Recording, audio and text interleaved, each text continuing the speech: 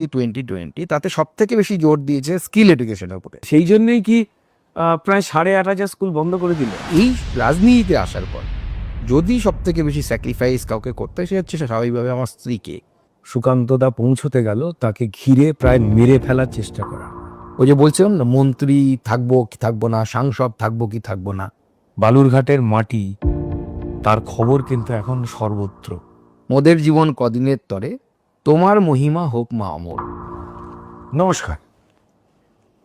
যারা শহরের মানুষ, যারা সারাক্ষণ গাড়ির আওয়াজ শুনছেন, জ্যাম, চিৎকার, ভিড় আওয়াজ শুনছেন, তারা ভাবেন মাঝে মাঝে একটু ছুটিতে একটু গ্রামের দিকে যেতে পারলে কেমন হতো, একটু নিরিবিলি জায়গা যেখানে অনেক কিছুই নেই। আবার যেখানে অনেক কিছুই নেই সেখানে মানুষেরা চান যে একটু বাকি অন্য সুবিধাগুলো আমাদের এখানে এলে কেমনটা হতো। আমার বাড়িও হাওড়ায়, সেই মফস্বল। এখন এত গাড়ি ঘোড়া ছিল না, তো তারপর এসে রোজ চুলে তেল দিতাম।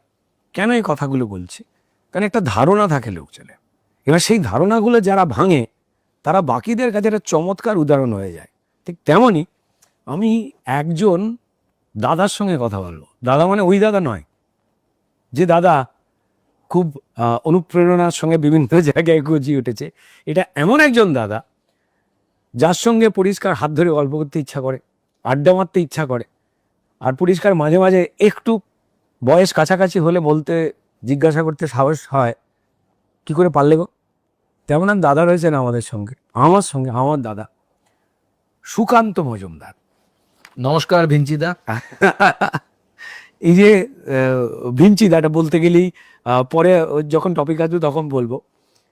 ডক্টর সুকান্ত মজুমদার, ভারী হয়ে গেল না? ইয়েস, এই ভারটা হচ্ছে একটা লড়াইয়ের ভার। লড়াই সবার আছে।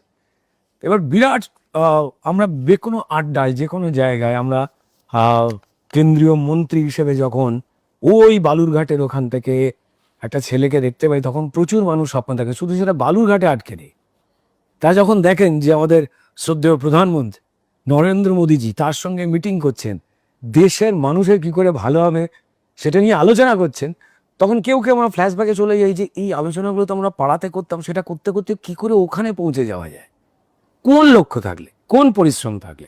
কোনো ভারী ভারী আলোচনা নয়, এমন সত্যিকারেরই ভারী একটা লোকজনের কাছ থেকে হালকা মেজাজে একটুখানি গল্প করবো। আমাদের সবার প্রিয় সুকান্ত দাস। সুকান্ত দা, বালুরঘাট অনেক কিছু নেই, তার মাঝখানে যেটা আছে সেটা হচ্ছে একটা সারল্য, একটা লড়াই জীবন যুদ্ধের সঙ্গে, এবং তারপর ধীরে ধীরে পড়াশোনা করে উঠে আসে। বালুরঘাটের সেই ছেলেটা এখন প্রধানমন্ত্রী নরেন্দ্র মোদীর সঙ্গে যখন একই টেবিলে কিছু আলোচনা করে, সময় যে সম্মানটা দিয়েছে, ঠিক যদি মধ্যিখানে পিরিয়ডটা আমরা কেটে দিই তাহলে কেমন লাগে? মানে আমাদের ঝাট করে ওঠে যে আমরা চিনি সুকান্ত মজুমদারকে, ডক্টর সুকান্ত মজুমদার, বিজেপির প্রাক্তন রাজ্য সভাপতি, সব বড় বড় ব্যাপার, একজন এমপি, তারপর এখন একজন মন্ত্রী। আমাদের ছ্যাঁত করে ওঠে, আর যখন কথা বলি তখন মনে হয় না এ তো সুকান্তদা। এই যে মধ্যিখানে বালুরঘাটের মানুষটা, ওই যায় যে ওখানে কেমন লাগে? দেখুন, প্রথমত দেখো বললে ভালো হয় না? সেটাও হতে পারে। দেখো, তোমার সাথে তো আমার ভিঞ্চিদার সম্পর্ক, মানে আমি ভিঞ্চিদার সিনেমাটা দেখার পর থেকে আমার মনে হয়েছিল যে রুদ্রনীল ঘোষ বা আরও অনেক ভালো অ্যাক্টর তো বাংলায় জন্মেছেন এই যুগের যারা আছেন, ওটা একটা মানে কি বলবো, অসাধারণ সৃষ্টি। অসাধারণ সৃষ্টি, ভালো। এবং তোমার অভিনয় আমাকে সত্যি মুগ্ধ করেছে। তারপর থেকে আমি আজকে ক্যামেরার সামনে বলছি তা নয়, তুমি জানো যে ভিঞ্চিদা বলেই তোমাকে ডাকি, আমি বরাবরই মানে ডাকতে পছন্দ করি। তো তুমি আর সোহিনী চক্রবর্তী সম্ভবত, সোহিনী সরকার, সরকার, সরি চক্রবর্তী না, সোহিনী সরকার। আর সোহিনী তোমার বালুরঘাটেও গিয়েছিল। হ্যাঁ, পুজোর সময়। হ্যাঁ, পুজোর প্রোগ্রামে গেছিল। তো দেখো, আমি সত্যি কথা বলতে যখন মাঝে মাঝে পেছনের দিকে তাকাই, আমি খুব একটা তাকাই না পেছনের দিকে, কারণ আমি আমার লাইফ বালুরঘাট তো অনেক, আমার যদি শুরু দেখা যায়, বালুরঘাট অনেক বড় জায়গা, ভালো জায়গা, মিউনিসিপ্যালিটি। আমার অ্যাকচুয়ালি লাইফ শুরু হয়েছিল রাধিকাপুর বলে একটা ছোট্ট সীমান্তবর্তী গ্রাম। মানে কতটা সীমান্তবর্তী আমি বলছি তোমাকে, স্টেশনে নামবে রাধিকাপুর স্টেশনে, এবং তখন সেটা একটাই জেলা ছিল, পশ্চিম দিনাজপুর জেলা, কারণ পূর্ব দিনাজপুর পাকিস্তান বা বাংলাদেশে চলে গেছে। একদম। তো রাধিকাপুর স্টেশন থেকে নেমে যেখানে ইঞ্জিনটা দাঁড়ায়, তখন আমি যখন ছোটবেলায় যেতাম তখন Steam engine। স্টিম ইঞ্জিন বিরাট সাইজ ছিল, আর ভয় ভয় লাগতো কি যেতে। আমার এখন আবছা আবছা মনে পড়ে মা বাবার হাত ধরে রেল লাইনের উপর দিয়ে হাঁটতে হাঁটতে যাচ্ছি। তো সেখান থেকে স্টেশনে যেখানে দাঁড়ালো, সেখান থেকে খুব বেশি হলে 100-200 মিটার হাঁটতে হবে বাংলাদেশ। এই বাপরে। এতটাই সীমান্তবর্তী গ্রাম। তার সেখান থেকে জীবন শুরু। কারণ মানে বাবার যে বাড়ি, মানে বাবার বাবা অর্থাৎ ঠাকুরদা যাকে আমরা বলি, এখন তো সবাই দাদু হয়ে গেছে, এখন ঠাকুরদা ঠাকুরমা এসব শোনা যায় না, দাদু বলে সবাই। তো আমাদের বাংলাদেশ থেকে আসার পর তারা সেখানে সেটেল হয়, এবং বাড়ির পাশে টাঙ্গন নদী, মানে আমাদের বাড়িটা এখনো আছে, ওখানে আমার কাকুর পরিবার থাকেন। নদী, তারপরে হচ্ছে একটা উঁচু রাস্তা ছিল যাকে মাটির রাস্তা, তাকে সড়ক বলা হতো তখনকার দিনে। আর তারপরে নিচু এরকম ঢালু হয়ে যাচ্ছে গিয়ে আমাদের বাড়ি, মাঝখানে আর কিছু নেই, নদী আর আমাদের বাড়ির মাঝখানে হচ্ছে সড়ক। আচ্ছা। এইরকম জায়গা ছিল। আমি ওই নদীতে স্নানও করেছি, আমাদের রান্নাও ওই নদীর জলে হতো, টিউবওয়েল ছিল না তখন। এবং মানে যা দৈনন্দিন কাজ, ওই জল খাওয়া, ওই জলে স্নান করা, ওই জলেই ইয়ে হওয়া, মানে জামা কাপড় কাচে যাই বলুন না কেন, বা অন্যান্য প্রাত্যহিক কর্ম ওই জলে হতো, তখন উপায় ছিল না। সেখান থেকে জীবন শুরু হয়। এবং তারপরে বালুরঘাটে আমি শিফট হই, বাবা বালুরঘাটে চাকরি করতেন। শিফট হয়ে আস্তে আস্তে ওখানেই পড়াশুনো করা, বড় হওয়া। বালুরঘাট শহর আমাকে অনেক কিছু দিয়েছে, এবং আমার প্রিয় জায়গা বলতে পারো। এবং আমি যেহেতু পিছনে তাকাই না, কারণ আমি লাইফটাকে একটা স্তরের পর থেকে একটা পর্যন্ত আমি খুব টেন্স থাকতাম, কি হবে কি হবে।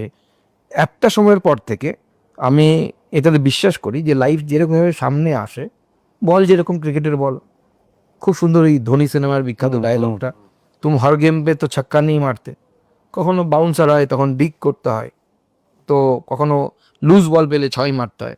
আমি মনে করি লাইফের এটাই ফিলোসফি হওয়া উচিত, যেটা আসছে সামনে ফেস করতে থাকবো, কিছু না কিছু একটা হবে। এবং সেইভাবে হয়েছে পরপর আমি যদি দেখি জার্নিটা কোনো সময় যদি আলোচনা করার সুযোগ হয় করব। স্কুল, কলেজ, ইউনিভার্সিটি, মাঝখানে কলকাতায় এসে ভর্তি হওয়া, আবার অ্যাডজাস্ট করতে না পেরে ব্যাক করে ফিরে যা বাপি বাড়িয়া, সেখানে গিয়ে হতাশা, সেখান থেকে আবার উত্তরণ, আবার লড়াই, এইরকম বিভিন্ন ঘাত প্রতিঘাতের মধ্যে দিয়ে প্রত্যেকটি মানুষের জীবনেই থাকে। আমি পিছনে খুব একটা তাকাতে মানে ইয়ে করি না। আমি ঠিক করেছি জীবনে যখন রানটা শেষ হবে, অর্থাৎ যখন একটু বাড়িতে বসে থাকবো, সেই সময় পেছন দিকটা ভাববো।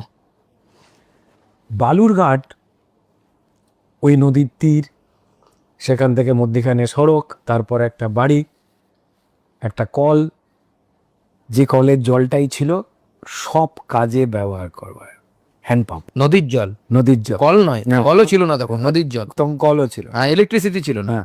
আর বাড়ি ছিল হচ্ছে মাটির দেওয়াল আর বিচুলি বা খড় যা কিছু, হ্যাঁ, তার মানে ছাউনি, সেখান থেকে শুরু হয়েছিল। এবং ওখানে হয়তো মানে আমার মানে স্টোরি শেষ হয়ে যেত। আমি একবার জলের মধ্যে পড়েও গেছিলাম, আমি সাঁতার কাটতে জানি না। তো ওখানে কি ছিল, আগে সেচের জন্য রিভার পাম্প থাকতো। হ্যাঁ। মানে এদিকে টাঙ্গন নদী, এই পারে বড় গর্ত করা আছে, অনেক বড় ডোবা বা ডোবার থেকে বড়ই বলা ভালো। রিভার থেকে জল তুলে, নদী থেকে জল তুলে এপারে ফেলা হতো, আর ওখান থেকে জমিতে যেত। ওই জলের মধ্যে আমি ডুবে গেছিলাম। তো মোটামুটি আমার ডিপ, অনেকটাই ডিপ, অনেকটা ডিপ থাকে। তো আমার পাশের বাড়ির যারা, তারা সেই বাড়িতে একটি সিনিয়র দিদি থাকতো, সে দেখতে পায়, সে কি বাঁচায়? হ্যাঁ, সে গিয়ে বাঁচায়, নাহলে সেদিনই গল্প শেষ সুকান্ত মজুমদার। দেখ, সেই দিদিকে ধন্যবাদ। আমাদের আড্ডা চেনা অচেনা পুরোটাই। আমরা যাকে চিনি তার পেছনে যে অজানা কাহিনীগুলো রয়েছে, সেই কাহিনীগুলোর মধ্যে রক্ত, মাংস, ঘাম, পরিশ্রম, যন্ত্রণা সবটা রয়েছে। আর তারপর আমি বারবার ভাবছিলাম যে বালুরঘাটের এই জায়গাটা, আমি সুকান্তদার ওখানে যাওয়ার আমার সৌভাগ্য হয়েছে, মজাও করেছি, গিয়েছি, আমরা রাস্তায় একসাথে হেঁটেওছি, আর আমরা একসঙ্গে হেঁটেছি, বিভিন্ন জায়গায় গেছি। সেখান থেকে তারপর সোজা উনি যেখানে গেছেন, এইটাই খুব ইন্টারেস্টিং একটা কথা সুকান্তদা, যেটা আমাদের অনেককেই, আমাদের আড্ডা গল্প কথা যারা শুনছে, যে পিছন ফিরে তাকাবো, কিন্তু পরিষ্কার এই যারা থেকেই পিছন ফিরে তাকান, তার থেকে যা আলাদা রকমভাবে একটা তাকানো যায়, এবং নিজের কাজটা মন দিয়ে করে গেলে যে একটা জায়গায় যাওয়া যায়, সেই উদাহরণের ওই জাম কাঠটা মধ্যিখানে, যেমন এদিকে নদী আর এদিকে বাড়ি, ওই সারাক্ষণ এই মধ্যিখানের জায়গাটা যদি আমরা বাদ দিয়ে দিই তাহলে বালুরঘাট, নরেন্দ্র মোদী, একজন মন্ত্রী। ইন্টারেস্টিং না?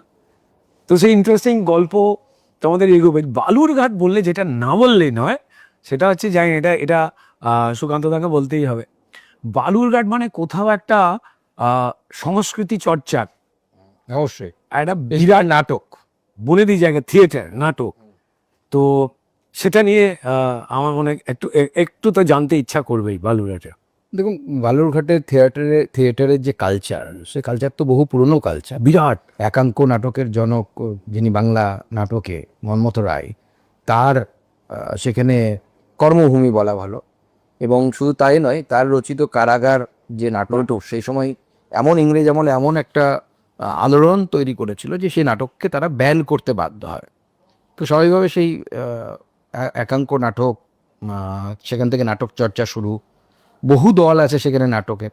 আমিও ছোটবেলায় 2-একবার চেষ্টা করেছিলাম, তো যাই হোক, হয়নি। হওয়া তাহলে আমিও ভিঞ্চিতা হতে পারতাম না, তো কিন্তু কিন্তু পরিষ্কার এই নাটকের উপরে যারা নাটকের লোকজন রয়েছে, এই সংস্কৃতি জগতের লোকজন যারা রয়েছে, তাদের উপরে আমি পরিষ্কার, আমি নিজে এই বিষয়ে সাক্ষী, যারা থিয়েটারের আমাদের বন্ধু বান্ধব রয়েছে, তাদের উপরে পরিষ্কার শোনা যায় সুকান্ত মজুমদারের একটা অদ্ভুত আদর আর থাকে, অদ্ভুত একটা ভালো লাগা থাকে, একটা সাপোর্ট থাকে।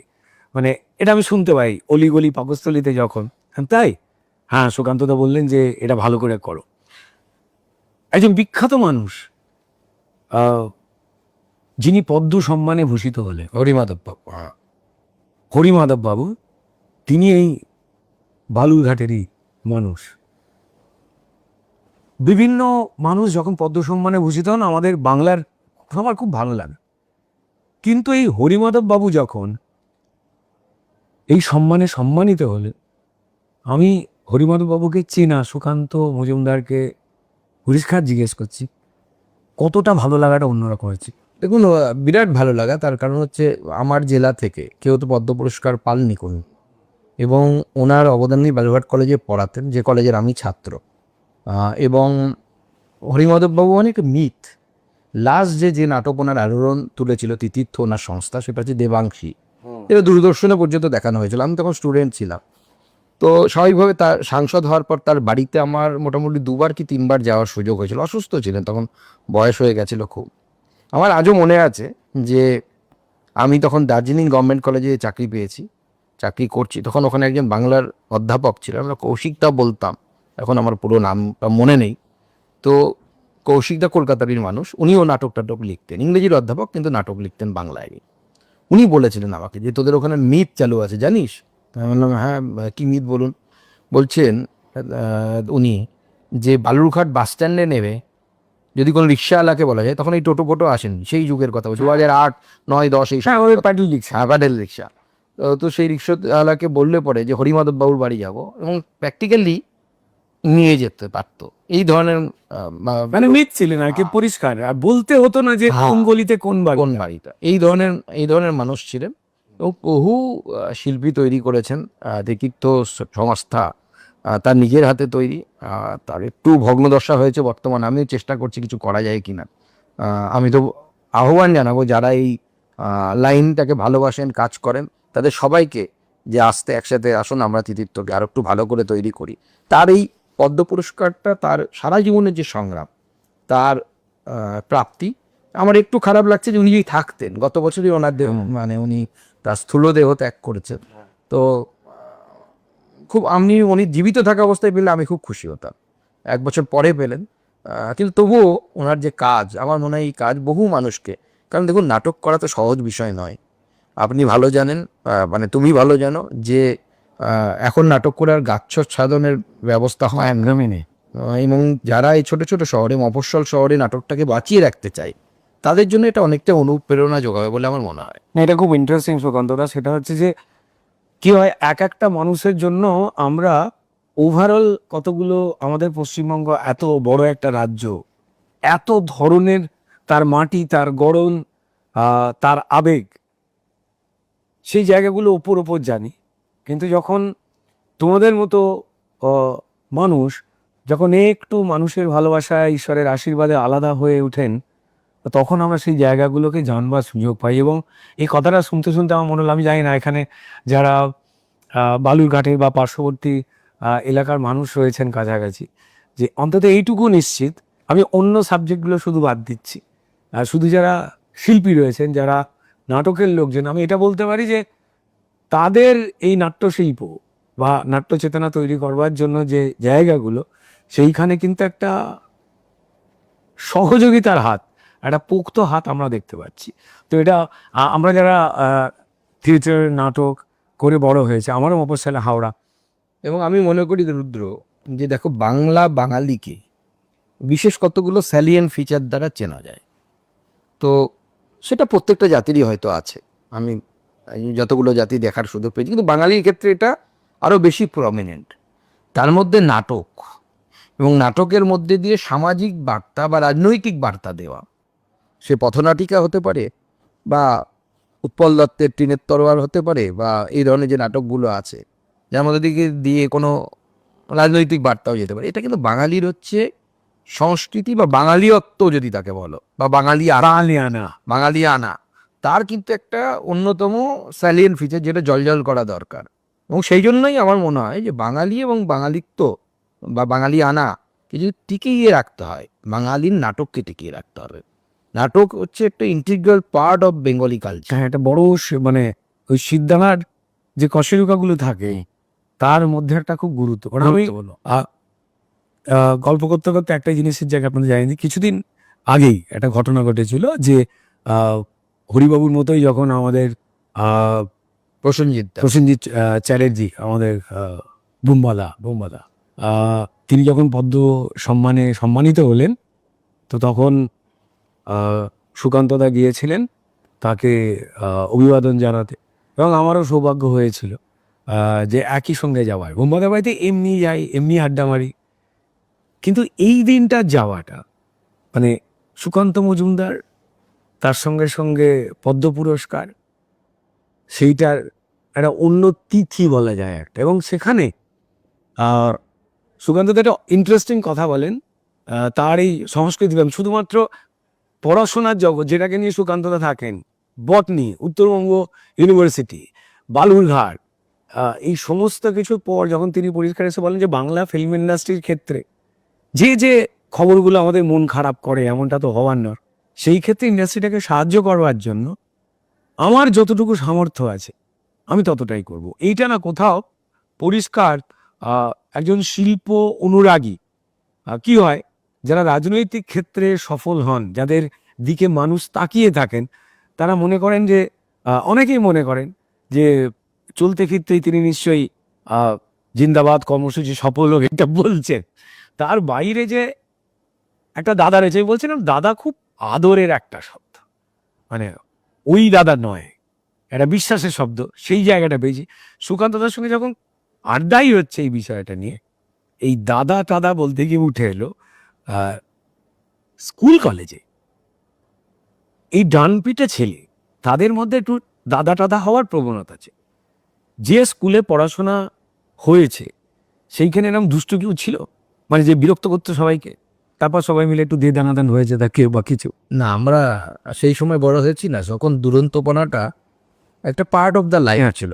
আমরা স্কুলের টিফিন আওয়ারে কাবাডি খেলতাম, এবং আমাদের প্রচুর বন্ধু বান্ধব ছিল যারা শুধু খেলতো আর পড়াশোনা করতো না। ওটাই ভালো লাগতো, ওটাই ভালো লাগতো তাদের।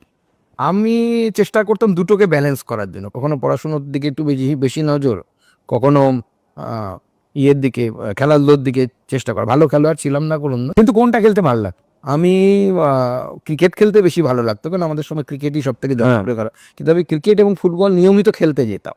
বাড়ি থেকে সাইকেল নিয়ে একটা দূরে মাঠ আছে, সেখানে চলে যেতাম খেলতে। হ্যাঁ, সেখানে ক্রিকেটও খেলেছি, ফুটবলও খেলেছি, আর খেলার জন্য মারও খেয়েছি প্রচণ্ড। মা ধরে বেধরক, মানে যাকে বলে কেলা নিয়ে দিয়ে দানাদান। দে দানাদান। তো বন্ধু বান্ধবদের সাথে মারামারি কম হতো, তার কারণ হচ্ছে ভালোবাসতো সবাই। আমি এমনি ঝগড়াঝাটি হতো, কারণ আমি এই প্রথম থেকে কলেজে সিআর ছিলাম, এই ক্লাসের রিপ্রেজেন্টেটিভ। তো ভোটাভুটি করে হ্যাঁ। মানে জিততে হয় হতো আর কি, কে কাকে চায় আর কি, এরকম হতো। আমি বেশ কয়েক বছর লাগাতার সিআর ছিল। হ্যাঁ। আর যেহেতু যে স্কুলে পড়েছি সেই স্কুলের প্রথম দিককার স্টুডেন্ট ছিলাম, স্বাভাবিকভাবে অসুবিধা রেজাল্ট তো ভালো হতে মোটামুটি হতো, খুব মোটামুটি। মোটামুটি হতো। আমরা না ছোটবেলা একটা কথা শুনেছিলাম, বিনয়ের ঝাউ গাছ, ঠিক আছে, মানে যে গাছটার দাপট অনেক বেশি কিন্তু সে কখনো তার দাপট দেখাতে চায় না।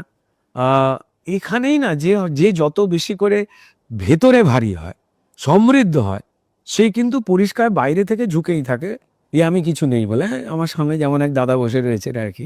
তো যাই হোক, ইন্টারেস্টিং এই যে সিআর, ক্লাস রিপ্রেজেন্টেটিভ, সেই সিআর থেকে ক্লাসের বাইরে গিয়ে মানুষের সিআর তৈরি হওয়া, যে ক্ষেত্রে পরিষ্কার আমরা ক্লাসলেস একটা পরিষেবা, যেখানে ওই ভাগ থাকবে না যেটা আমাদের প্রিয় প্রধানমন্ত্রী নরেন্দ্র মোদীজি প্রত্যেকটা মানুষের জন্য একই রকম, তিনি যে ভাষার হন, তিনি যে ধর্মের হন, সবার জন্য এক যে পরিষেবাটা দেওয়ার চেষ্টা করছেন, সেইখানে একজন সেনাপতি, যাকে আমরা এখানে পেয়েছি, যিনি ওই ঝাউ গাছের মতোই বলছেন, না নো আমি কিছু নয়, এটা পরিবার একটা বিরাট বড় ফ্যাক্টর হয়। যেমন জেঠিমা এই যে দান দিতেন, আমার খুব অল্প সময়ের জন্য সুযোগ হয়েছিল সুকান্ত দাকে দেখা, যিনি তার ফ্যামিলিকে বিরাট, এত ব্যস্ততার মধ্যেও বিরাট ভালোবাসেন এবং মিস করেন।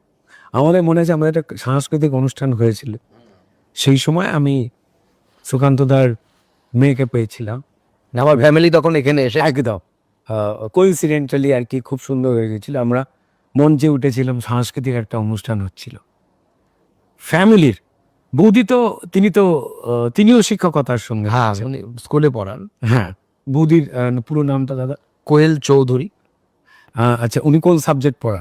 উনি বায়োলজিক্যাল সায়েন্স, সেম সাবজেক্ট। আচ্ছা, ইন্টারেস্টিং ইন্টারেস্টিং। তো একটা পরিবারে কতটা ভূমিকা থাকে, একজন মানুষ তিনি এতগুলো মানুষের দায়িত্ব, তাদের নিয়ে চিন্তা, ব্যক্তিগত তো ফোন, মানে আমি কলকাতার বাড়িতে যখন দাদা তুমি থাকো, মানে তোমার সঙ্গে 5 মিনিট আড্ডা মারতে গিয়েও দেখেছি 10টা মানুষ ধরো ফোন করছে, এবং তুমি কখনো আমাকে বুঝতে দাওনি এই কথাটা খেটে গেল, একটু দাঁড়াও, কিন্তু ওই ফোনগুলোকেও কখনো ইগনোর করনি, যে দাঁড়ান লোক এসছে কথা বলছি। এই যে একটা ব্যালেন্স, এই ব্যালেন্সটা কোথাও একটা পারিবারিক, কোথাও একটা না, এই সুন্দর মানসিকতাটা তৈরি করবার ক্ষেত্রে কোথাও একটা আদর থাকে, বিশ্বাস থাকে, ভালোবাসা থাকে। What is the speciality of বৌদি আমাদের, যেটা সুকান্ত মজুমদারকে কোথাও একটা বুস্ট আপ করে? দেখুন, দেখো, হ্যাঁ দেখো, আমাদের যেহেতু ইন্টারভিউ দিতে গেলে দেখুন বলে অভ্যাস, তো স্বাভাবিকভাবে দেখুনটা বারবার রিফ্লেক্স অ্যাকশন হিসেবে এসে যাচ্ছে। যে কোনো পরিবারে মহিলাদের ভূমিকা মূল থাকে। আমার যে পড়াশুনো বা বিফোর ম্যারেজ যে লাইফ যদি বলি, তাতে আমার দেখাশোনা করে বিয়ে না ভালো লাগা পছন্দ? আমাদের অ্যারেঞ্জ ম্যারেজ। হ্যাঁ, অ্যারেঞ্জ ম্যারেজ, কিন্তু কোইন্সিডেন্টালি আমাদের সাবজেক্ট এক। হ্যাঁ, কিন্তু ও পড়াশুনো করেছে কলকাতা, ও লেডি ব্রেবন, হ্যাঁ লেডি ব্রেবনের স্টুডেন্ট। আর আমি তো নর্থ বেঙ্গলে পড়াশুনো করেছি, আমি কলকাতা থেকে চলে গেছিলাম, এখানে পড়িনি আমি। তো আমার মায়ের বিরাট অবদান, নাহলে আমি সত্যি কথা বলতে ব্যক্তিগত জীবনে যে অ্যাচিভমেন্টটা, পড়াশুনো করে একটা জায়গায় পৌঁছানো, এটা আমার মায়ের অবদান। মা আমাকে ক্লাস 8 পর্যন্ত নিজে পড়াতেন, এবং তারপরে আস্তে আস্তে যখন সবাই হায়ার এডুকেশন, সেই সময় মাকে ছাড়তে হয়, তার পক্ষে সম্ভব ছিল না পড়ানো। কিন্তু তার আগে পর্যন্ত পড়াতেন, ও রীতিমতো পড়া না পারলে পরে যা হয় আর কি আগেকার দিনে। এখন তো কেউ মানে টানে না, আগেকার দিনে তো না পারলে পরে কি হতো, হ্যাঁ সে তো তুমিই জানো ভালো কথা। আমার সব করে বাঙালি পরিবারের ছেলে মেয়েরা মোটামুটি জানে, ঠাপ্পা ঠাপ, হ্যাঁ একদম চলতো আর। তো মায়ের অবদান মানে অনস্বীকার্য। আর এই রাজনীতিতে আসার পর যদি সব থেকে বেশি স্যাক্রিফাইস কাউকে করতে হয়, সে হচ্ছে স্বাভাবিকভাবে আমার স্ত্রীকে। কারণ পুরো ফ্যামিলির বার্ডেন, 2 মেয়েকে মানুষ করার বার্ডেন, কি পড়বে, কোথায় যাবে, ড্রেস কেনা থেকে শুরু করে ইচ অ্যান্ড এভরিথিং, কী রান্না হবে, মাছ কোনটা কেনা হবে, সব তাকে করতে হয়, এবং সে স্কুল করে এইসব করতে হয় তাকে।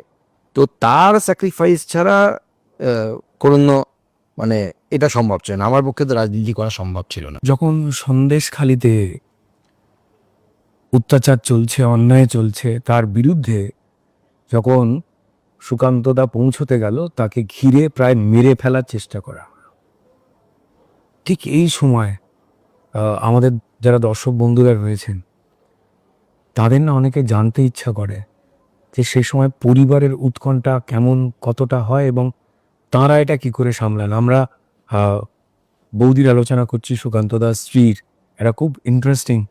মা একটা সময় অবধি তিনি বড় করেছেন, লালন করেছেন, তৈরি করেছেন, তারপরে জায়গাটা বড় সাপোর্ট সিস্টেম হচ্ছে স্ত্রী। কোথাও যেন তার মধ্যে লুকোনো আর একটা মা থাকে। তো সেই সময় বৌদি কতটা টেন্স থাকতেন বা স্বাভাবিক, টেন্স তো থাকবে, এটা অত্যন্ত স্বাভাবিক। এবং ওই একটা phone, but she is very strong, খুব স্ট্রং মহিলা। হ্যাঁ, আমি কয়েকটা ইন্টারভিউ ছোট ছোট যখন এসেছিল আমার দেখে মনে হয়েছে মানে যখন সামনে থেকে কথা বলেছি তখন তো পরিষ্কার দিদির মতো কথা বলা, কিন্তু একজন দৃঢ়তা কতটা রেখে দেওয়া যায় সেই ক্ষেত্রে ওই যে সাপোর্ট, সেটা নিশ্চয়ই মানে দুটো মেয়েকে আগলে রেখে দেওয়া। একদম। এবং আমি চেষ্টা করি যেন কোনো স্পেশাল ইয়ে না হয়, আমার ফ্যামিলি না পায়। আমাকে গত কয়েকদিন, আমি শেয়ার করছি, কোথাও শেয়ার করিনি, আমি গত কয়েকদিন আগে আমি বালুরঘাটেই ছিলাম। তো সাংবাদিকরা এসেছিলেন, আমাদের ওখানে দুটো ক্লাব আছে সাংবাদিকদের, একটি ক্লাবের সাংবাদিকরা এসছে তাদের একটা প্রয়োজনে। তারপরে যখন সবাই বেরিয়ে যাচ্ছে তখন আরেকজন সাংবাদিক ভদ্রলোক, তিনি আমাকে বললেন যে দাদা একটা জিনিস দেখে ভালো লাগলো, আপনাকে বলছি। তাই আমি বললাম, কি বলুন। তো বলছি, দেখলাম যে আপনার স্ত্রী স্কুলে গেছেন, ও মেয়ের স্কুলে, উনিও আমাদের সাথে লাইনে দাঁড়িয়ে ফর্ম তুলল। হ্যাঁ, এবং বললেন যে আমিও গার্জেন, উনিও গার্জেন ওই স্কুলে, যে স্কুলে আমার মেয়ে পড়ে। তো লাইনে দাঁড়িয়ে ফর্ম তুললেন। মানে এটা তো অত্যন্ত স্বাভাবিক, কারণ আমি বেসিক্যালি বিশ্বাস করি যে আমি আজকে সাংসদ আছি, আজকে মন্ত্রী আছি, কালকে এটা থাকবে এরকম বিষয় না, এটা চিরস্থায়ী নয়। সেটা লাইফস্টাইলকে আপনি বালুরঘাটে গেলে যে কোনো সময় দেখতে পাবেন যে আমার পরিবারের লোকজন, আমার মা বা আমার স্ত্রী, কোনো সময় তো গাড়ি নেই, আমার যেটা পার্সোনাল গাড়ি একটা ওয়াগনার আছে, অনেক দিন আগে কেনা, চাকরি পাওয়ার পর পরই, মানে বিয়ের পর পর কিনেছিলাম। তো সেটাও চড়ে আমার স্ত্রী স্কুলে যায়। কিন্তু দৈনন্দিন প্রয়োজনে তো বারবার গাড়ি ব্যবহার করা যায় না। টোটোতে, ই রিক্সাতে অনায়াসে আমার মা, আমার স্ত্রী তাদেরকে রাস্তায় দেখতে পাবে। আমি কথাটা কেটে বলছি, কাটতে বাধ্য হচ্ছি, 100 বার কাটবো। এই কথাটা শুনে একটু কেমন কেমন লাগছে না? তার কারণ আমাদের পশ্চিমবঙ্গে মন্ত্রী তো পরের কথা, চারানা আটানা সিকিয়াদুলি নেতা হয়ে গেলি, যাদের আমরা নেতা বলে আর কি, যাদের দাপট দেখি মানুষের চোখে জল চলে আসে, কখনো রাগে, কখনো ঘৃণায়, কখনো ভয়ে, এটাকেই যেন রাজনৈতিক নেতা বলে ছড়িয়ে দেওয়ার যে চেষ্টাটা হচ্ছে, পেল্লাই গাড়ি বাড়ি, মানে গলায় এত শোনা, গলা বলে একটু ছেড়ে দে, একটু কেঁদে বাঁচি মা, ঠিক আছে, গলায় গলায় চেন থাকে না, সোনার শেকল থাকে। শোনা সে কল।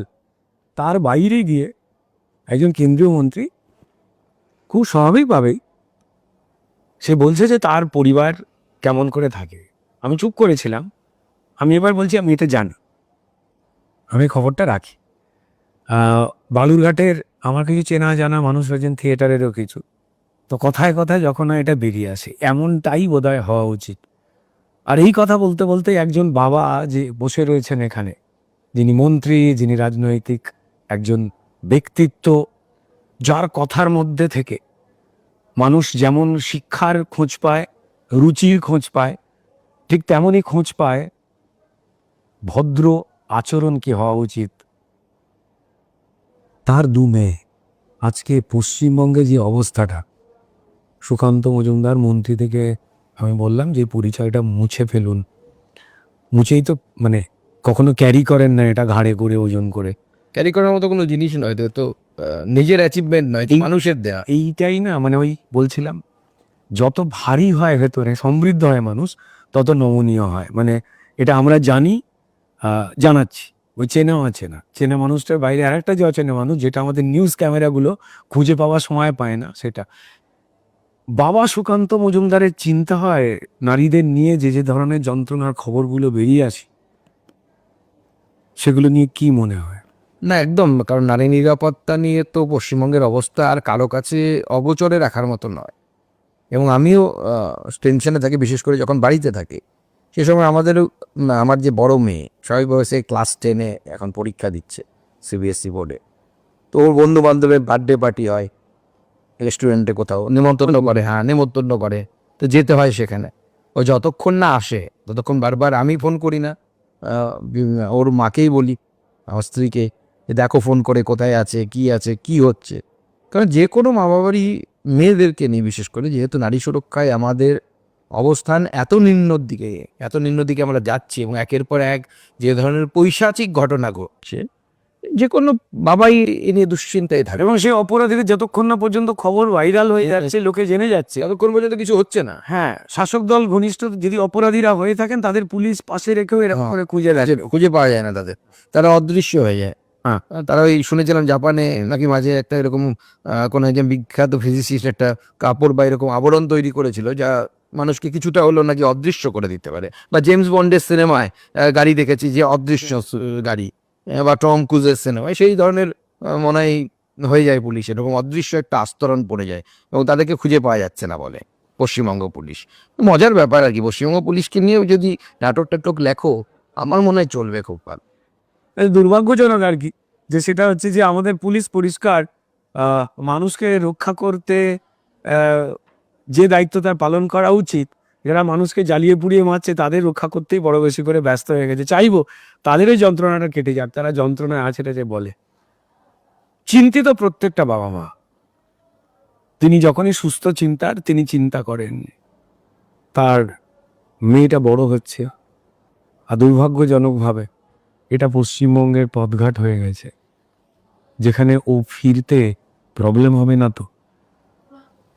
আমরা যারা এখানে আড্ডায় রয়েছে, আমাদের পেছনে যারা ক্যামেরা পার্সনস রয়েছে, তারা যারা ক্যামেরা করেন, যাদের আপনারা দেখতে পান না, ওই নেপথ্যের মানুষগুলো না থাকলে আমাদের এই আড্ডাগুলো দেখতেই পাওয়া যেত না। বা এখন এই কথাগুলো যারা শুনছে, তিনি যে রাজনৈতিক মত পথের মানুষ হন না কেন, তিনি অনিশ্চয়তার মধ্যে থাকে। আমরা চাই এটা কেটে যাক, আর এটা কাটতে গেলে পরিষ্কার আপনাদের সবার আগে সতর্ক বাণী যাদের দেওয়া দরকার, সেটা তো বিরাট দরকার রয়েছে। এবার সুকান্তদাকে বিরাট একটা কঠিন প্রশ্নের মধ্যে নিয়ে আসছে। বালুরঘাট স্কুলে ক্লাস রিপ্রেজেন্টেটিভ, সেখান থেকে খেলাধুলো করেছে, নাট্য সংস্কৃতির জায়গা থেকে যোগাযোগ এখনো টান রয়েছে। তার পড়াশোনায় বিরাট ভালো রেজাল্ট, নামের আগে ডক্টরেট, না কোনো জর্জিয়া ইউনিভার্সিটির নয় যা দেওয়াল থেকে কালকে মুছে দেওয়া যাবে, সেটা রয়েছে। এই মানুষটা শিক্ষা দপ্তরে রয়েছেন। শিক্ষা দপ্তরের এই যে মন্ত্রীদের যে দায়িত্ব, যারা সারা দেশ জুড়ে যা করতে চাইছে, একজন এত পড়াশোনায় ভালো মেধাবী একটা মানুষ, বেশি বড় কমপ্লিমেন্ট ভারী হয়ে যাচ্ছে। হ্যাঁ দেব আসছে, সে যখন তার এই নিজের রাজ্যে শিক্ষার এই হালটা দেখছে, এই রাজ্যের যখন শিক্ষামন্ত্রীদের দেখছে, যাদের জন্য আজকে লাইন লেগে যাচ্ছে বেকার শিক্ষিত MA BA MSc MTech ছেলেপুলেগুলোর, তার কতটা খারাপ লাগে বা তার কি মনে হয়? দেখুন, অত্যন্ত হতাশাজনক লাগে মাঝে মাঝে, তবে আবার নতুন করে মনে হয় যে না, এটা পরিবর্তন করতে হবে, এটা চলতে দেওয়া যেতে পারে না।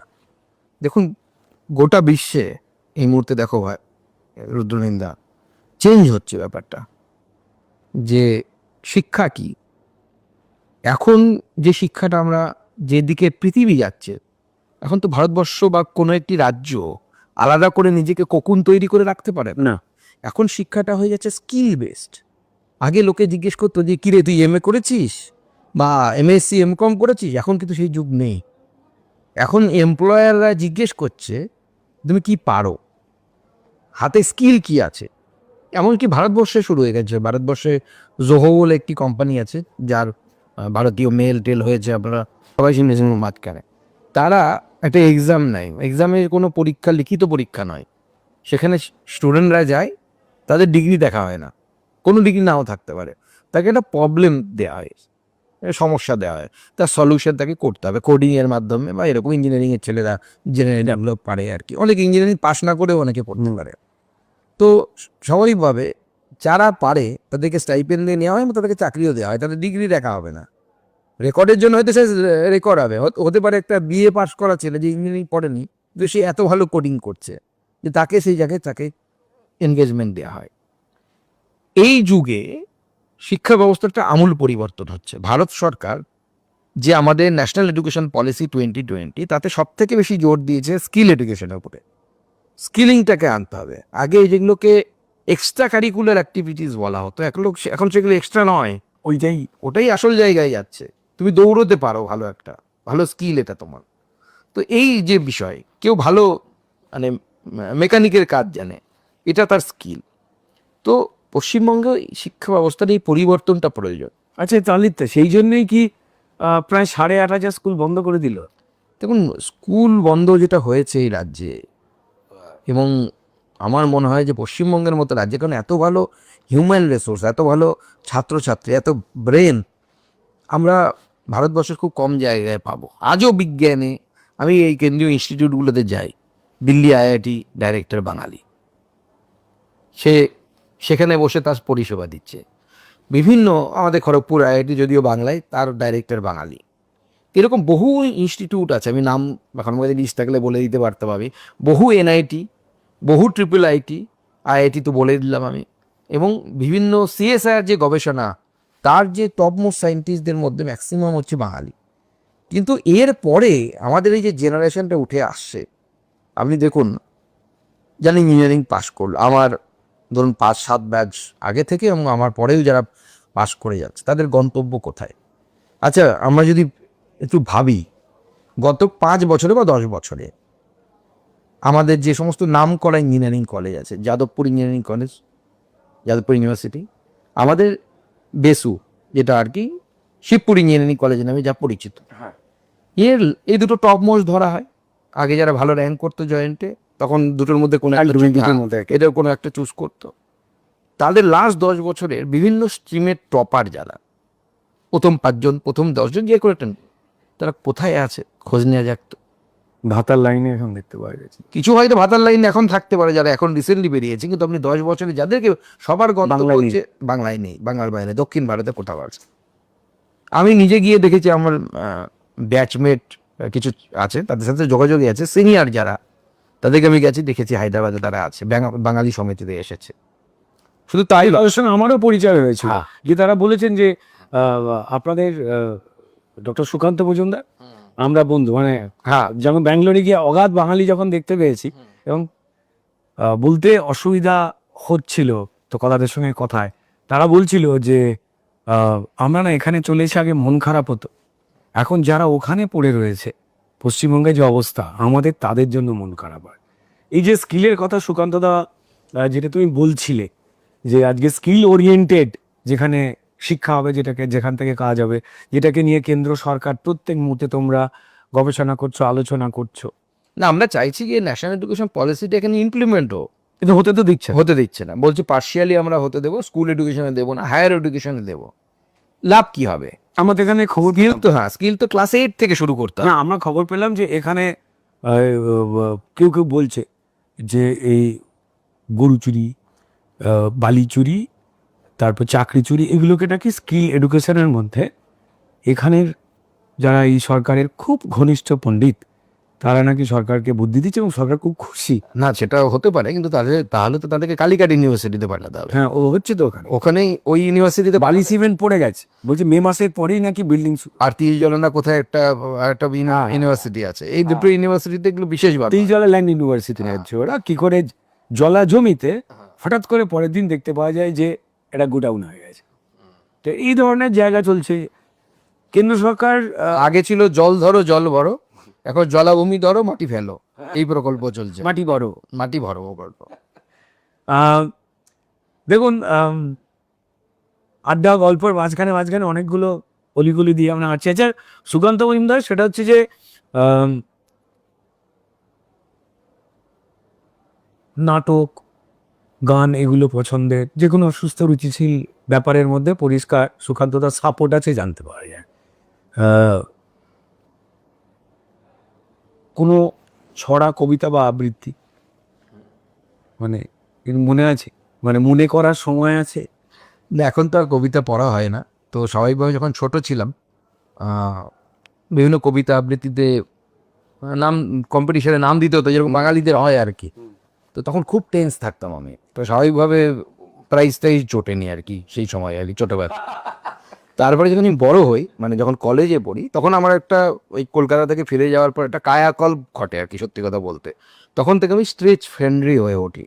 আমি বালুরঘাট কলেজে আমার এই 3 বছরের যে জার্নি, গ্র্যাজুয়েশনের জার্নি, সেই জার্নিতে ডিবেট, কুইজ, এই খবরটা এক্সেম্পোর, এবং আমি কালচারাল চ্যাম্পিয়ন ছিলাম আমার কলেজে। হ্যাঁ, এবার সেখানে যথেষ্ট রকম দাপট হ্যাঁ, যেটাকে বলে, সেটা এবং খুব পরিচিত মুখ ছিল আমাদের কলেজে। আমাকে কলেজে আমার ব্যাচে যারা পড়েছে 2-3 বছরে, তো সবাই চিনবে, irrespective of arts, commerce, science আর কি, তারা সবাই চিনতো।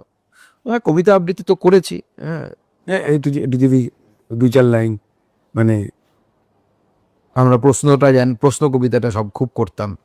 যাহারা তোমার বিষয়েছে বায়ু, নিভায়েছে তব আলো, তুমি কি তাদের ক্ষমা করিয়াছ, তুমি কি বেসেছ ভালো, এই ওই ভগবান তুমি যুগে যুগে দূত পাঠায়েছো বারে বারে এই দয়াহীন সংসারে। তো ছোটবেলায় করতাম, এখন তো ভুলে ভুলে তারা বলে গেল ক্ষমা করো, তবে তবে ভুলে গেল ভালোবাসো, অন্তর হতে বিদ্বেষ বিষ নাশো। এই লাইনটা খুব দরকার পশ্চিমবঙ্গের জন্য, অন্তর হতে বিদ্বেষ বিষ নাশো। না, আমরা চাই যে এই বিষটাকে মানে নাশ হোক, মানে শেষ করে দেওয়ার মতো যেন শুভবুদ্ধি যেন মানুষের কাছে আসে। এই যে সবার সঙ্গে মেশার একটা স্বভাব, আমি ক্ষমতা বলবো না, স্বভাব বলবো। এবং সব থেকে বড় কথা যে আমরা যে যাই বলি না কেন, মানে সেই জায়গায় যে সুকান্ত মজুমদার যদি বলে না না ও ডক্টরেট তো কি হয়েছে, আমাদের ভয় করে, আমাদের অস্বস্তি হয় যারা আমরা ডক্টরেট নই। ওখানে আমাদের পর্দার ওপারে বন্ধুরা থাকে, ওরকম কিছু মনে করার বিষয় হয়। দেখুন, প্রচুর ডক্টরেট আছে ভারতবর্ষে, আমিও তাদের মধ্যে অতি সামান্য। হয়, আমরা যারা ডক্টরেট নই, আমরা সেই নিপীড়িত। ইস্ট জর্জিয়া ইউনিভার্সিটি খুঁজে পেলে আমি তোমাকে ঠিকানা দিয়ে দেবো। আমাকে হ্যাঁ, এটা কি 2.5 কেজি একটু ডক্টরেট কিনে নেব।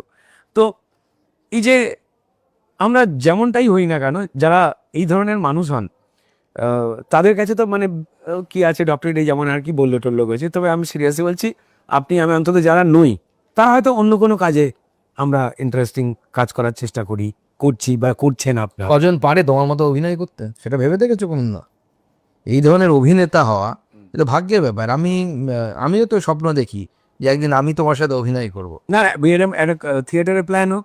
তো যাই হোক, আমাদের আড্ডার মাঝখানে কিন্তু পরিষ্কার সুকান্ত মজুমদার যেটা বলেছে, আমি স্ক্রিপ্ট মোটামুটি লিখে নেবো, লিখে টিকে নিয়ে করবো। আচ্ছা, এই যে বলছি যে এই যে নাটক সংস্কৃতি এগুলোর সঙ্গে এত ভালো যে আলাপ, এই যে এপাং ওপাং ঝপাং আমরা সবাই ড্যাং ড্যাং, এর মানে কি মনে হয় একজন শিক্ষাবিদ হিসেবে, একজন অধ্যাপক হিসেবে, একজন মাননীয় মন্ত্রী হিসেবে, কেন্দ্রীয় মন্ত্রী হিসেবে, এমনি এই যে এপাং ওপাং ঝপাং আমরা সবাই ড্যাং ড্যাং, এ বলতে কবি কি বোঝাতে চেয়েছেন? দেখুন, আমার যেটা মনে হয়, যেহেতু কবি রাজনীতিক ব্যক্তিত্ব একজন, আমার এটা তো মনে হচ্ছে যে দলবদলের বার্তা দেয়া আছে। এই যে বিধায়ক জয়েন করানো, এপাং থেকে ঝপাং ওপারে, আমরা সবাই ড্যাং ড্যাং, মানে কাজকর্ম নেই, কাজকর্ম নেই, ড্যাং ড্যাং করে ঘুরে বেড়াবো চুরি জামা। বিরাট দার্শনিকের কথা যে সবাই ড্যাং ড্যাং। তো তাহলে আর আজকে প্রজাতির আছে কি ঠ্যাং, সেটাও আছে কিন্তু। হ্যাঁ, নিজেই পায়রা কিন্তু খুব চিন্তার বিষয়। মানে আমি বায়োলজিস্ট হিসেবে আবার এখানে ঢুকে যাচ্ছে আমি ওই ইয়েতে, যেখানে ইভলিউশনের গুরুতত্ত্ব কবি মানে বিবর্তনবাদ, সেই বিবর্তনবাদ নিয়ে মনে হয় অনেক কিছু ভেবেছে। আবার মানে আমি মাঝে মাঝে অবাক হয়ে যাই যে একজন মানুষের মধ্যে এত ট্যালেন্ট কিভাবে হতে পারে। মানে একদিকে তিনি রাজনৈতিক বার্তা দিচ্ছেন, তুমি আমার দল থেকে অন্য দলেও ঝাঁপ দিতে পারো, তুমি ও কেন যাবে ওদিকে, তুমি বরঞ্চ এদিকে চলে আসো, এপাং থেকে ঝপাঙে চলে যাও, এবং ঝপাঙে গেলে পরে আমরা সবাই ড্যাং ড্যাং হয়ে ঘুরে বেড়াবো। ড্যাং ড্যাং করে ঘুরে বেড়ানোর মধ্যে দেখুন গুরুত্বপূর্ণ ম্যাসেজ আছে কিনা। ড্যাং ড্যাং মানে কি? ড্যাং ড্যাং করে ঘুরে বেড়ানো মানে উদ্দেশ্যবিহীন ঘোরা, শুধু উদ্দেশ্যবিহীন ঘোরা না, কিন্তু একদম ফ্রি হয়ে ঘোরা, মানে মাথা করে চাপ নেই পুরো। আর প্রজাতির কি আছে ঠ্যাং, এটার মানে হচ্ছে যে আমি তোমার মাজা ভেঙে দেবো, নিজের পায়ে দাঁড়াতে পারবে না, ঠিক আছে? এই যে একটা গভীর বার্তা কবি দিয়েছেন, মানে ভূভারতে আমি জানি না কজন দিতে পেরেছেন। আমার থেকে থেকে সুকান্তদা মনে হয় যে খুব বুদ্ধিমান ছিলেন রবীন্দ্রনাথ ঠাকুর, নজরুল ইসলাম, এনারা একদম পাশাপাশি আসবার চেষ্টা করেননি। ঠিক করেই বলেছেন যে চলি বলে। অনেকে বলেন চায়ের দোকানে, খুব সুন্দর একটা চায়ের দোকান, আমাদের একটা বড় জগৎ ইউনিভার্সিটি একদম। তো সেখানে এই ধরনের আলোচনা খুব হয়। এই যে ড্যাং ড্যাং, এই যে প্রজাতির কি আছে ঠ্যাং, শুধুমাত্র ভাতা সর্বস্বতা, প্রয়োজনীয়তা হয়তো আছে, কিন্তু কাজ সেটাকে অমিট করে দিয়ে, এটা মানুষের কর্মক্ষমতা আছে তাকে ভুলিয়ে দিয়ে, তারপরে এই ঠ্যাং, প্রজাতির কি আছে ঠ্যাং এবং ড্যাং ড্যাং করে দেওয়া। ঠ্যাং তো দূরের কথা, মেরুদণ্ডটাই ভেঙে দেওয়া হচ্ছে এবার। মেরুদণ্ড কাজ করার একটি জাতির যে কর্মবিমুখতা, সেই কর্মবিমুখতা চলে আসা, সেটা অত্যন্ত ক্ষতিকর। সেই জাতি উঠে দাঁড়াতে পারে না। তো এই প্রজাতির ঠ্যাংটা শেষে প্রজাতি বা বাঙালি জাতি, এই জাতির ঠ্যাংটা থাকবে কিনা, আদৌ বাঙালি সামনে হাঁটতে পারবে কিনা। কারণ যদি পশ্চিমবঙ্গে বাঁচাতে হয়, শিল্পায়ন অত্যন্ত প্রয়োজন। তো ধরুন সরকারের পরিবর্তন হলো, শিল্পায়ন শুরু হচ্ছে, যখনই শিল্পায়ন শুরু হয় মানুষকে কিন্তু পরিশ্রম করতে হবে।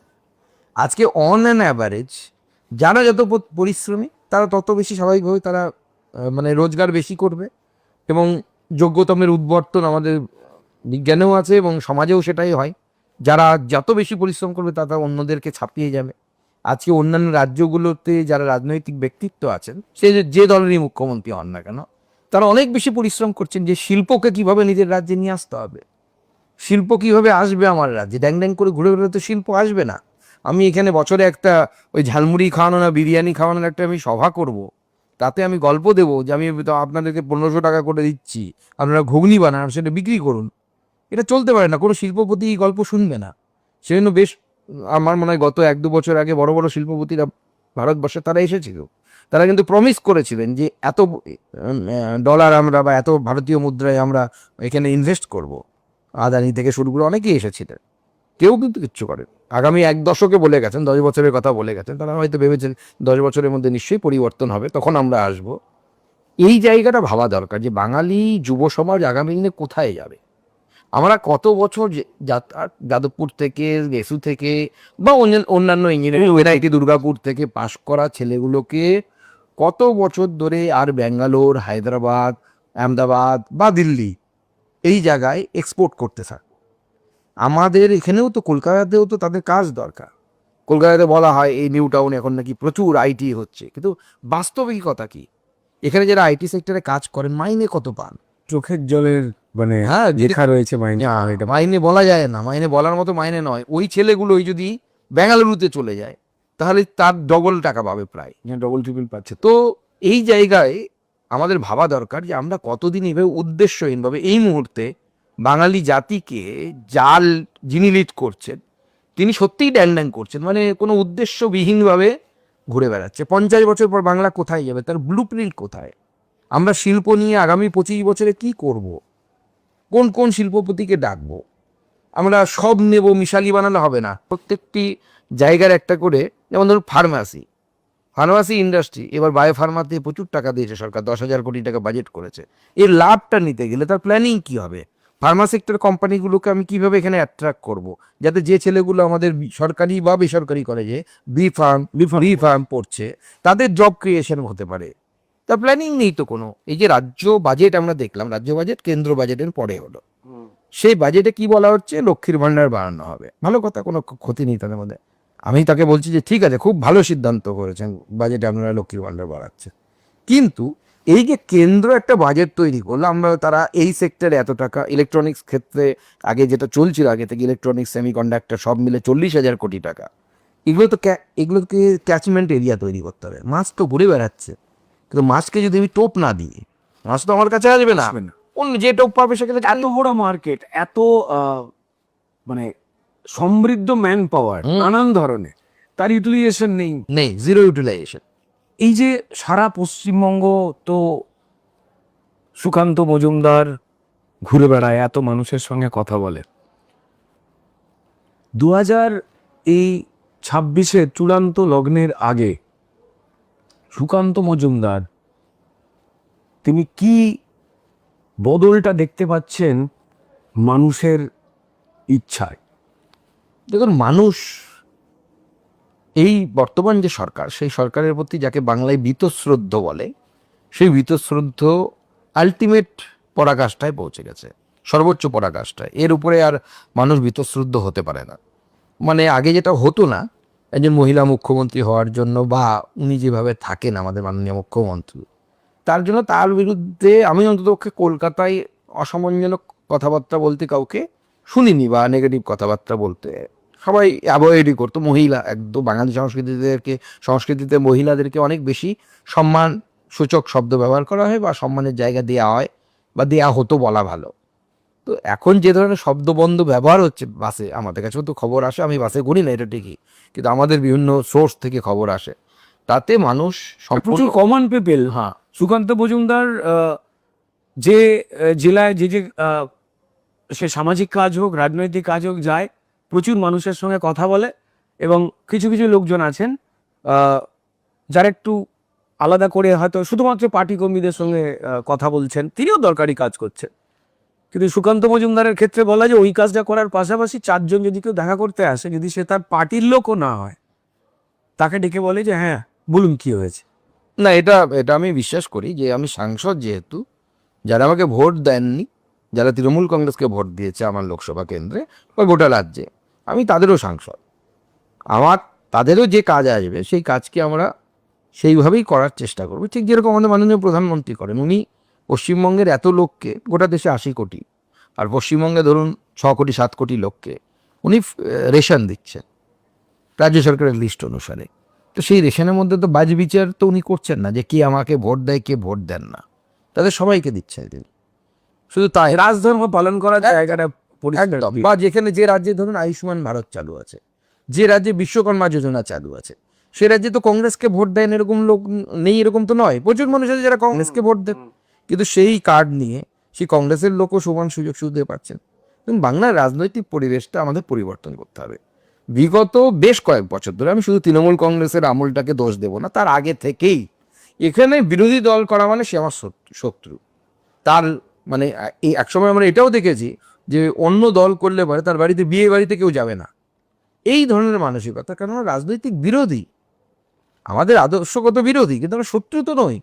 আমি চাইতে পারি না আমার বিরোধী দল কেউ করে, মানে তাহলে আমি ভগবানের কাছে এটা চাইতে পারি না যে তার ক্ষতি হোক, সে বেলা আমাদের ছিল। হ্যাঁ, তোর ঠ্যাকটা ভেঙে যাক, এটা তো আমি করতে পারি না। সেও মানুষ, তার পরিবার আছে, হতে পারে সে আমার বিরোধী। এবং আমার বিরোধী মানে হচ্ছে সেই আমাকে স্ট্রেংথ বাড়ানোর জন্য উদ্বুদ্ধ করে, পয়েন্ট আউট করে দেবে যে হ্যাঁ আপনার যখন দৌড়ই কেউ, কম্পিটিশন হচ্ছে, দৌড় কম্পিটিশন, যে ফার্স্ট হয় সে দেখে যে আমার পেছনে কে চলে এসে তখন আরো জোরে দৌড়ানোর চেষ্টা করে।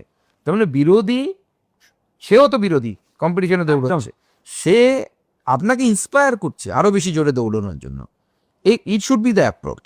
এইভাবে আমাদের এই রাজনৈতিক বিরোধিতাকে দেখা উচিত বলে আমার মনে হয়, কিন্তু পশ্চিমবঙ্গে সেটা হয় না। এবং সেই জন্য পশ্চিমবঙ্গের কিন্তু একটা সামগ্রিকভাবে শাসক দল, বিরোধী দল বা অন্যান্য সব দল মিলে যে একটা সামগ্রিক চিত্র গোটা ভারতবর্ষের সামনে তুলে ধরা উচিত, সেটা পশ্চিমবঙ্গে হচ্ছে না। শিল্পায়নের ক্ষেত্রে কেন সরকার আর বিরোধী একসাথে কাজ করবে না? করা উচিত তো। সেই আইডিয়াগুলো এক একটা আমাদের রাজ্যের কোনো প্রশাসনিক যে বৈঠকগুলো বিভিন্ন জায়গায় সম্মানীয় মুখ্যমন্ত্রী করেন সেখানে কোনোদিন কোনো জায়গায় কোনো বিরোধী জনপ্রতিনিধিকে ডাকাই হয় না। হ্যাঁ, আজ অব্দি তো আমি ডাক পাই, উনি আমার জেলাতেও যান, মাঝে মাঝে যান, আজ অব্দি আমি ডাক পাই না। আমি গেলে কি করব, কি এমন হতে পারে? আমি কি ওনার সিকিউরিটির জন্য খুব থ্রেট হয়ে পড়বো? আমার তো মনে হয় না সেরকম। কারণ আমরা বিশ্বাসই করি না যে উনি আমার শত্রু, উনি আমার বিরোধী, শত্রু নয়। হ্যাঁ, আমার ভাবনা, আমার মত, আমার পথের, যখন পথের কথা এলো, আমাদের আড্ডা চলছে, তো আড্ডা এটা খুব ইন্টারেস্টিং জায়গা, আমি তুলবো, এটা আমার খুব তোলার ইচ্ছা হয়েছে। মানে টেলিভিশনে বা নিউজ মাধ্যমের কাছে এই যে বিভিন্ন টপিক অনুযায়ী যে ইন্টারভিউ, তারপর এরকম প্রচুর জায়গা রয়েছে যেখানে আরও অন্যান্য ধরনের ইন্টারভিউ আমি সুকান্ত মজুমদারের দেখি, দাদা সুকান্ত মজুমদারের দেখি। অত্যন্ত পরিশীলিত, এমন কোনো কথা, এমন কোনো ভাষা নয় যেখানে অকারণ কাউকে ছোট করবার চেষ্টা, কাউকে বিব্রত করবার চেষ্টা কোনোদিন পাওয়া যায়। যেটা মজার ঘটনা আপনি উপহার দিয়েছিলেন সেটা হচ্ছে এই, আমরা খবর পেয়েছি যে জানি না সত্যি মিথ্যে, অরিজিৎ সিং, শ্রেয়া ঘোষাল, এরা যে খুব আফসোস করে যাকে গানের টিচার হিসেবে পায়নি, কল্যাণ ব্যানার্জি। তো আপনি তার পাড়ায় গিয়ে তাকে মানে অপমান বললে যেমন একটা সিলেবাস হয়ে যায়, নিজের মুখের সামনে আয়না ধরে দেওয়া সেটা একটা হয়ে যায়, আবার হচ্ছে বাংলা একটা কথা আছে পেঁক দেওয়া, সেটা একটা সিলেবাস হয়ে যায়। তো সুকান্ত মজুমদার এই 3-4টে বিষয়কে এক করে খুব বাঙালিয়ানা বলে যে কথাটা আলোচনা হচ্ছিল, সেইভাবে একটা খুব সুন্দরভাবে আওয়াজ দিয়ে আসে, এবং সেটা সারা পশ্চিমবঙ্গের মিডিয়া তো দেখেই ছিল, পাড়ায় ছেলেপুলেরা খুব ইন্সপায়ার হয়েছে।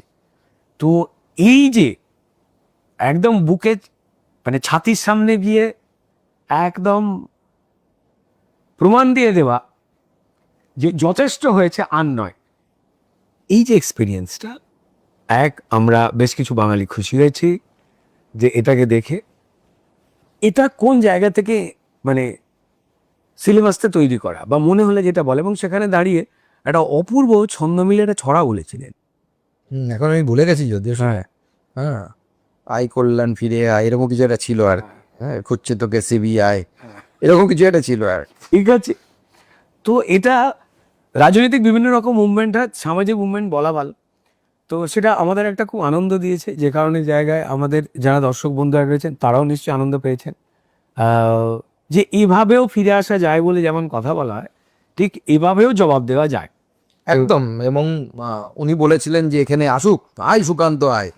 আমি পরের দিনই পৌঁছে গেছিলাম বাইক ফাইক নিয়ে। আমি ভেবেছিলাম দাদা থাকবেন। পালিয়ে গেছিলেন। হ্যাঁ, উনি পালিয়ে গেলেন। আবার তারপরে আমি কিছুদিন পরে আমি গেলাম যে তার আসল জায়গা, তিনি তো শ্রীরামপুরের লোক নন, তিনি হচ্ছে বাঁকুড়ার লোক, অ্যাকচুয়ালি বাঁকুড়ার তালডাংরার লোক। তো সেই তালডাংরাতে গেলাম, সেখানে গিয়ে পাঁচালি পড়লাম। হ্যাঁ, ভাবলাম পাঁচালি শুনে লক্ষ্মী না আসুক, পেঁচা তো আসবে কমসে কম, পেঁচাও এলো না। তো এরকম পরিস্থিতি। তো যেটা বিষয়, দেখুন আমি অধ্যাপক, তো স্বাভাবিকভাবে অনেকে ভাবেন যে আর 5টা অধ্যাপক যেরকম হয়, সুবোধ বালক, এদিকে একটা ব্যাগ ঝোলানো থাকবে, রাবীন্দ্রিক ব্যাগ, মানে বিশ্বভারতীর ব্যাগ। হ্যাঁ, হ্যাঁ, ওই টাইপের। কিন্তু তারা ভুলে গেছে, আমি বললাম না, আমি ছোটবেলা থেকে ফুটবল খেলেছি, ক্রিকেট খেলেছি।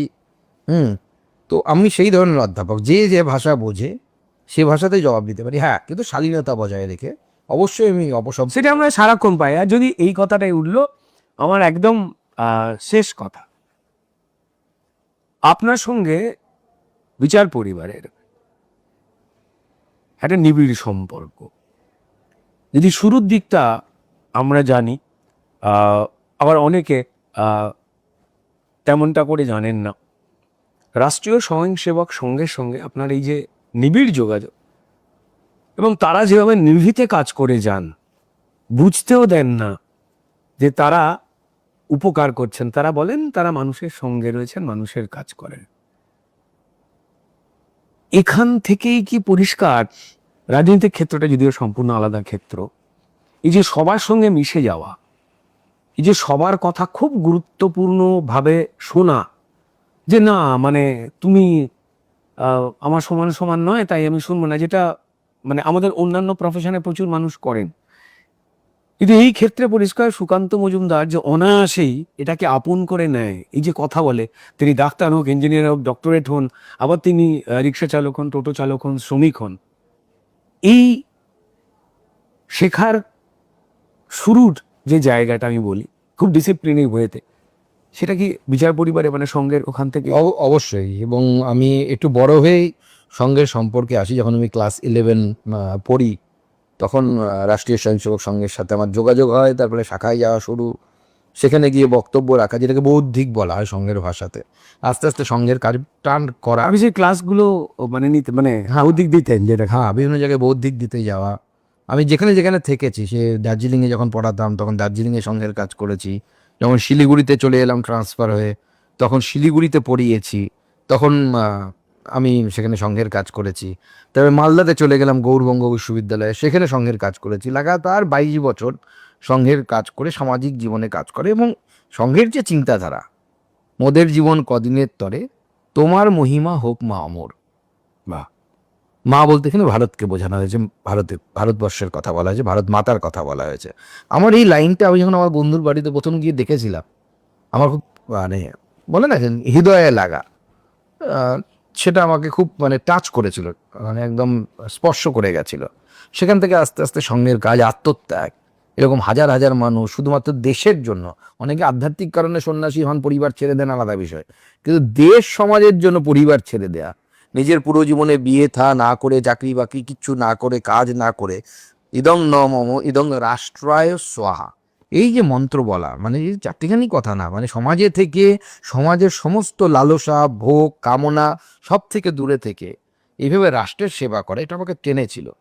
এবং আমি গর্ববোধ করি যে আমি সংঘের স্বয়ংসেবক, এবং সংঘ আমাকে এই ব্যক্তিগত জীবনে বা রাজনৈতিক জীবনে পরবর্তী সময় যখন আমি এলাম, এটাকে কি বলবো, পিপল টু পিপল ইন্টারাকশন বলুন, বা মানুষের সাথে মেশা, রাষ্ট্রের জন্য কিছু করবো, এই যে মানসিকতা, এইটাকে শেপ করাতে রাষ্ট্রীয় স্বয়ংসেবক সংঘ আমার জীবনে গুরুত্বপূর্ণ ভূমিকা পালন করেছে। এবং ওই যে বলছিলাম না, মন্ত্রী থাকবো কি থাকবো না, সাংসদ থাকবো কি থাকবো না, এটা পরিবর্তনশীল, আজ আছে কালকে নাও থাকতে পারে। কিন্তু আমি যবে থেকে স্বয়ংসেবক হয়েছি, যতদিন না পর্যন্ত মৃত্যু হবে, মৃত্যু পর্যন্ত, আমি আমৃত্যু পর্যন্ত রাষ্ট্রীয় স্বয়ংসেবক সংঘের একজন স্বয়ংসেবক থাকবো। এটা কেউ পরিবর্তন করতে পারে না, এটা পরিবর্তনশীল নয়। তো স্বাভাবিকভাবে এটা আমাদের জন্য গর্বের, এবং সংঘ 100 বছর পূর্তি করেছে এবার। এটা বিরাট বড় ব্যাপার, কারণ 100 বছর পূর্তি কোনো সংগঠন এইভাবে টিকে থাকা এবং উত্তরোত্তর তার শ্রীবৃদ্ধি হওয়া, এতবার মানে রাজনৈতিক আঘাত আসার পরেও, এটা চারটিখানি কথা নয়। 1925 সালে কমিউনিস্ট পার্টি অফ ইন্ডিয়াও প্রতিষ্ঠা হয়েছিল, কিন্তু তারা কিন্তু টিকে থাকতে পারেনি, বা সেই বহরে টিকে থাকতে পারেনি, নেই এখন সেইভাবে। কিন্তু রাষ্ট্রীয় স্বয়ংসেবক সংঘ পেরেছে, এবং তার মূলে হচ্ছে যারা রাষ্ট্রীয় স্বয়ংসেবক সংঘে কাজ করেন তাদের আত্মত্যাগ। এই আত্মত্যাগ ভারতবর্ষে ইতিহাসে আমার মনে হয় ভবিষ্যতে বিশেষভাবে লেখা হবে। আমি ধন্যবাদ বলতে গেলে কি আমি একটা ফর্মাল ধন্যবাদ হয়ে করা যায়। চলবে না। আমার মনে হয় যে আমরা আমাদের প্রিয় দাদা সুকান্ত মজুমদারের সঙ্গে যে আড্ডাটা আমি দিলাম, সেখান থেকে আমরা অনেকগুলো উলিগলিতে একটু উঁকি মারার একটা চেষ্টা করলাম। ধন্যবাদ তো বলেই ফেলবো। শুধু একটাই কথা বলবো যে এই আড্ডাটা আর অনেক বেশি হোক। আমাদের যারা আমরা পশ্চিমবঙ্গে রয়েছি, সুকান্তদার মতো দাদারা আমাদের কাঁধে হাত রেখে দাঁড়াক। আর যেখান থেকে তার এই পথ চলা শুরু, বালুরঘাটের মাটি, তার খবর কিন্তু এখন সর্বত্র, আরও ছড়িয়ে যাক, আরও সুবাসিত হোক। আর যে অন্ধকারে পশ্চিমবঙ্গ রয়েছে, পশ্চিমবঙ্গের মানুষ যে চোখের জলে রয়েছে, তারা সুকান্তদার মতো দাদার হাতটাকে ধরে সবাই মিলে যাতে লড়াই করতে বেরোন আলোর জন্য। এই বলে আমরা আমাদের আড্ডা শেষ করছি। সুকান্তদার সঙ্গে আবার আড্ডা মারার লোভ নিয়ে আজকের এই চেনা অচেনার যে গণ্ডি আমরা টপকাবার চেষ্টা করলাম, আজকে আড্ডা এখানে শেষ করছি। ধন্যবাদ। ধন্যবাদ নিচিতা।